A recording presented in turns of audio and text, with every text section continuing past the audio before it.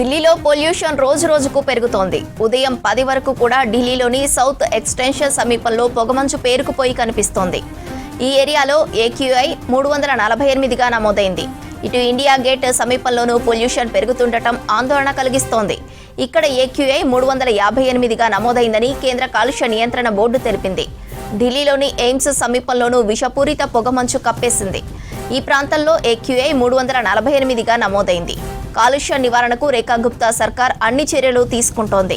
ఉద్యోగులు తమ ఇండ్ల నుంచే విధులు నిర్వహించాలని ఇప్పటికే ఆదేశాలు జారీ చేసింది. ఢిల్లీలోని చాలా ప్రాంతాల్లో ఎయిర్ క్వాలిటీ ఇండెక్స్ 300కు పైగా నమోదవుతున్న వేళ సర్వత్రా ఆందోళన వ్యక్తమవుతోంది.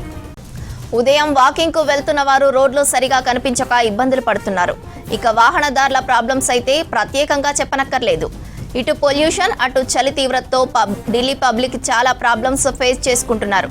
వృద్ధులు, చిన్నపిల్లలు తరచూ హెల్త్ ప్రాబ్లమ్స్తో హాస్పిటల్లో చేరాల్సి వస్తోంది. ఢిల్లీలో పొల్యూషన్ నివారణకు ప్రభుత్వం మరిన్ని చర్యలు తీసుకోవాలని పబ్లిక్ డిమాండ్ చేస్తున్నారు. చలి తీవ్రతతోనూ ఇబ్బందులు పడుతున్నామని చెబుతున్నారు.